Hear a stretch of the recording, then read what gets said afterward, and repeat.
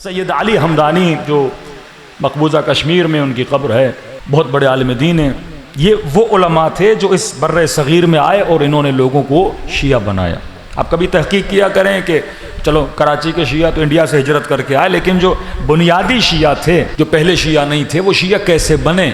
آپ دیکھیں گے آذربائیجان سے، ایران سے اس وقت کے علماء آئے اور انہوں نے لوگوں کو کیا بنایا؟ شیعہ بنایا. سید علی ہمدانی کے لیے مشہور ہے کہ جب یہ آئے تو وہاں پر اور بھی تھے جو غیر شیعہ تھے.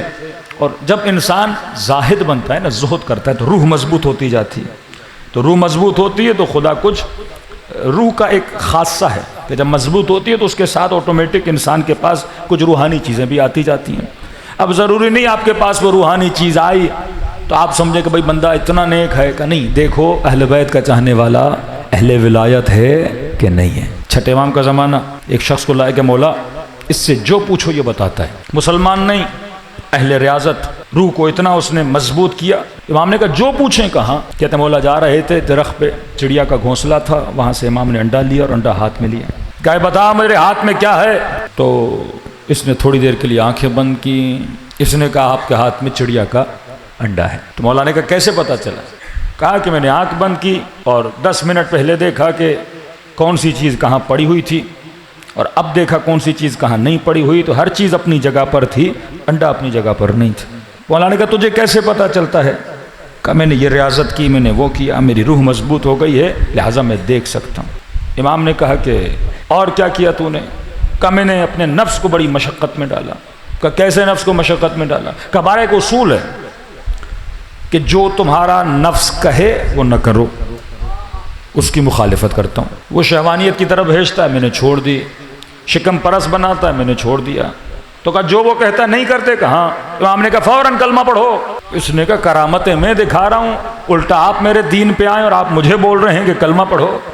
امام نے کہا نہیں، اپنے اصول کی مخالفت نہیں، اپنے نفس سے پوچھو کہ محمد کا کلمہ پڑھوں کہ نہیں. نفس سے پوچھو. اس نے تھوڑی دیر رجوع کیا کہ نفس منع کر رہا ہے. امام نے کہا پھر وہی کام کرو جس سے وہ منع کر رہا ہے. اس نے کہا بات تو صحیح ہے. اس نے کہا اشہد ان لا الہ الا اللہ، پورا کلمہ پڑھا. امام نے کہا اب بتا میرے ہاتھ میں کیا ہے؟ تو اس نے کہا پتہ نہیں لگ رہا ہاتھ میں کیا ہے. تو کہا پہلے نہیں مانتا تھا تو پتہ لگ رہا تھا، اب مانتا ہوں تو پتہ نہیں لگ رہا.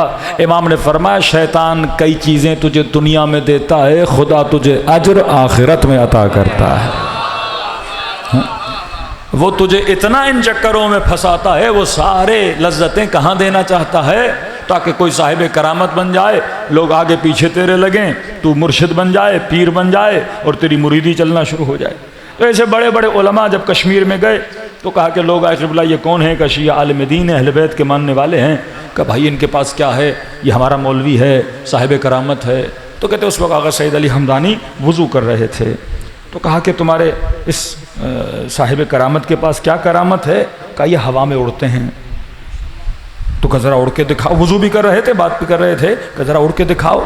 تو وہ اڑا اور تقریباً 3-4 فیٹ زمین سے ہوا میں اوپر معلق. تو سارے لوگ مبہوت ہو گئے، جناب اتنی کرامت کہ جناب جو ہیں ہوا میں اڑ رہے ہیں.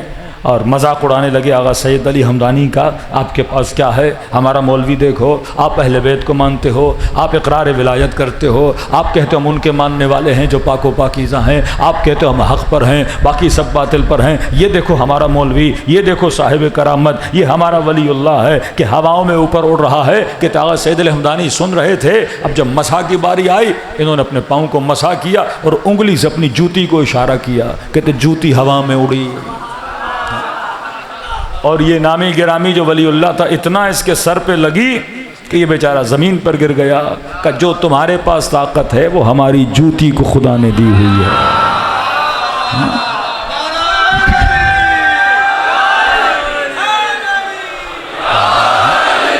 کہ یہ مکتب ہمیں ان چکروں کے پیچھے نہیں لگاتا. خدا نے ہمیں محبت محمد و ولایت آل رسول تک. اسی طرح حسن بصری اہل سنت کیا بہت آپ سنیں گے، ان کے رند اور ان کے ولی قصیدے ان کے اتنے پڑھتے ہیں. جب جنگ صفین ہوئی تو یہ نہ معاویہ کی طرف گیا نہ امیر المومنین کی طرف گیا. نمازی بندہ، دن رات نمازوں میں مشغول. امیر المومنین گزر رہے تھے، حسن بصری وضو کر رہا تھا. مولا نے دیکھا وضو کر رہا ہے اور پانی بے تحاشا ضائع کر رہا ہے. امام نے کہا حسن بصری اتنا اسراف نہیں کرو. اس نے علی بن ابی طالب کو دیکھا، کہ علی مجھے در سے اسراف نہیں دو، میں تو پانی کا اسراف کر رہا ہوں. تو نے جنگ صفین میں مسلمانوں کا اتنا خون بہایا، وہ اسراف نہیں تھا؟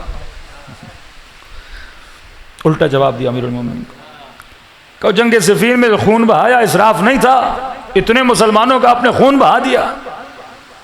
یہ ناز کرتے تھے اپنی نمازوں پہ، ناز کرتے تھے اپنی عبادتوں پہ. مولا علی نے کہا اچھا جو خون میں نے بہایا وہ اسراف تھا؟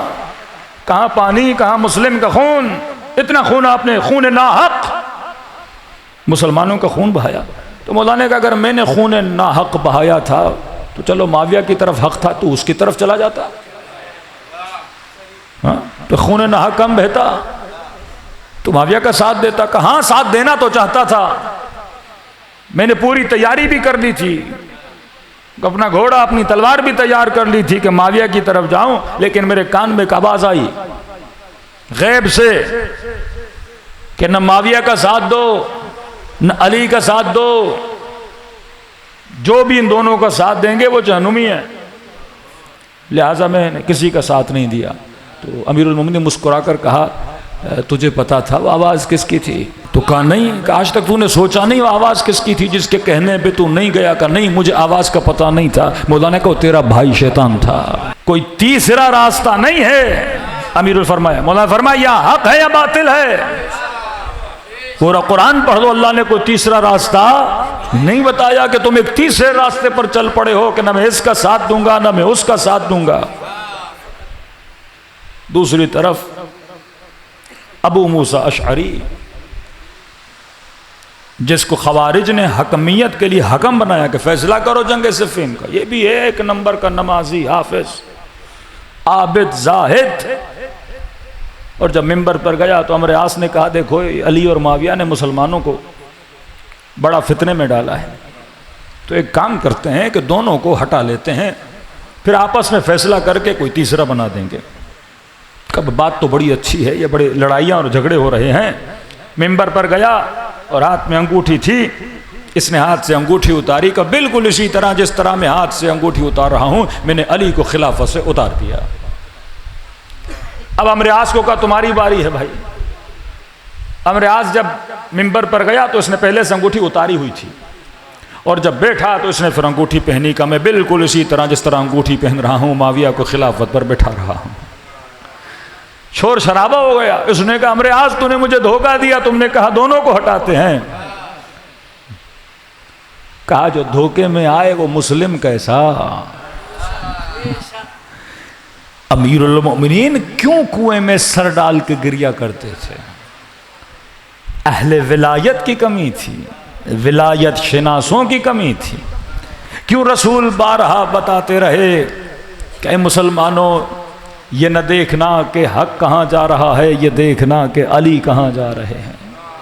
کیوں بارہا نشانیاں دے کر انسانوں کے عقل و شعور کو کیا کرتے رہے؟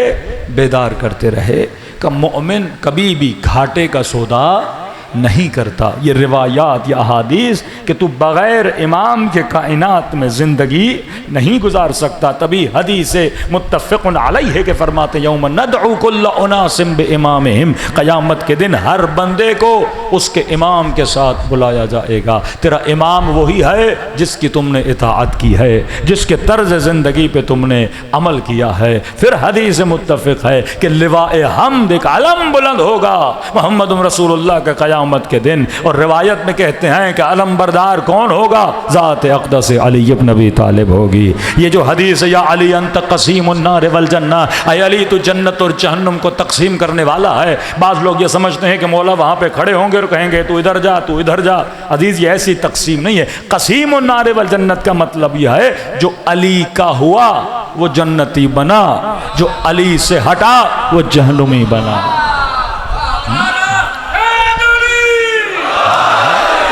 اصل یہ ہے کہ اہل ولایت بنو. اہل ولایت آپ کو پاک و پاکیزہ بناتے ہیں. ہاں بندگی آ ہی نہیں سکتی جب بندہ پاک نہ ہو، جب بندہ طاہر نہ ہو، جب بندہ پاکیزہ نہ ہو. اور یہ معدن طہارت ہے. اہل بیت سے جو بھی ملتا ہے تو اسے کیا کرتے ہیں؟ پاکیزہ کرتے ہیں، کیونکہ مظہر صفات خدا ہیں، اللہ کی صفات کا مظہر ہیں۔